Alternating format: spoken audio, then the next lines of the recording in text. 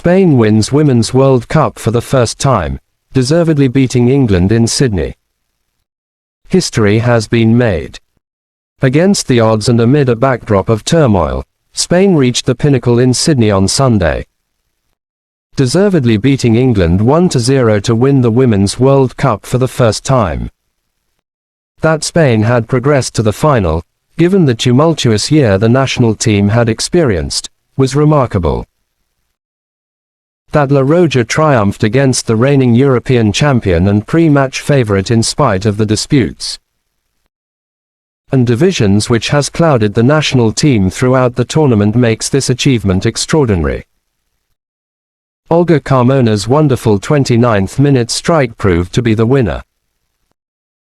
Spain could even afford to miss a second-half penalty as La Roja became only the second country, after Germany, to win both the men's and women's World Cups.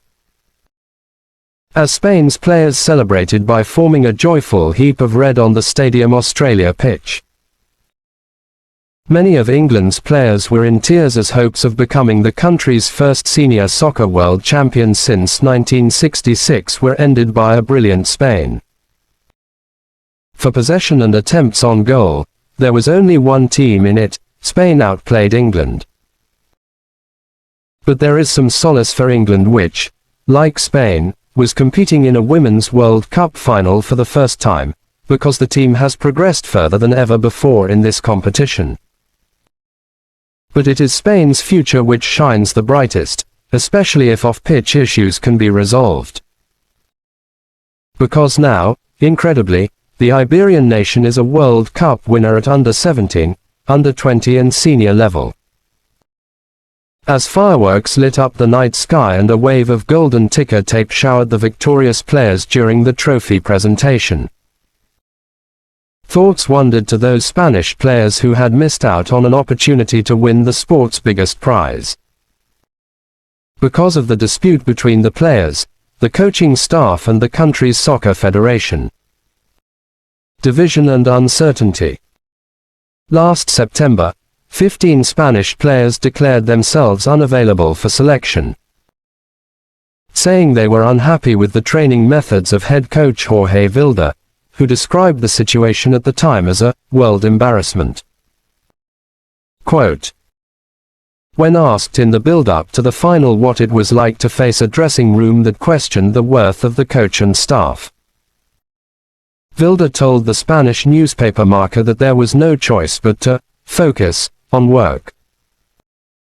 Only 3 of those 15 players who had written letters to the Spanish Soccer Federation, RFEF, last year, saying the situation within the national team was affecting the emotional state and health, were selected for the World Cup squad.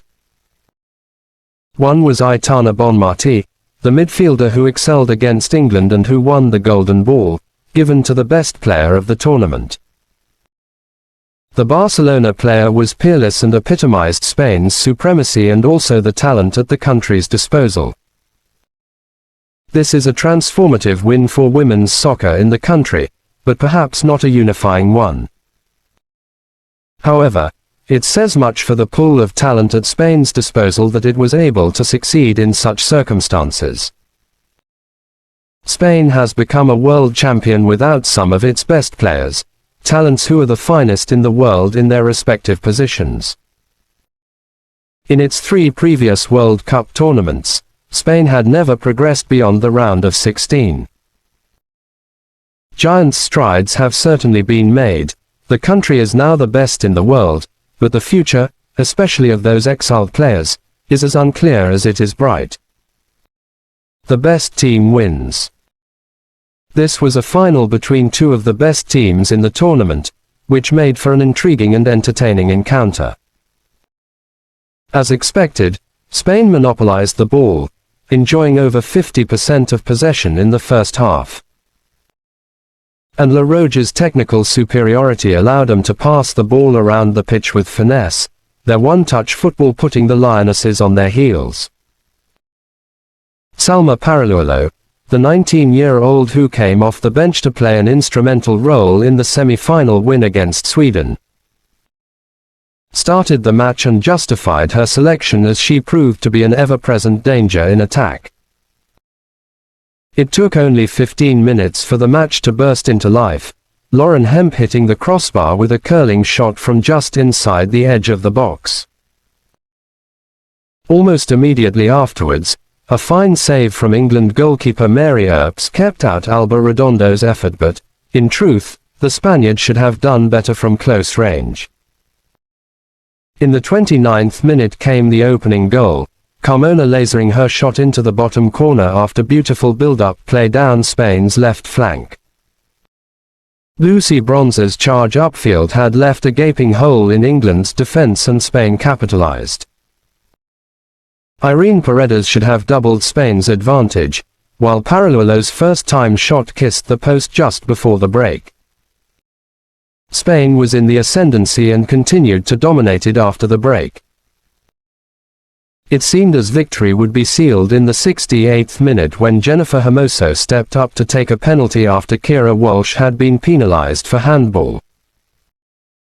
But a fabulous save from Earps, who dove low to her left to keep out Hermoso's effort, ensured England stayed in the match. Boyd, England enjoyed its best period of the match. Substitute Lauren James forced Spain goalkeeper Carter Cole into action. But for all of the increase in energy, England could not puncture La Roja's defence, and it was the eventual winner which finished the match the stronger.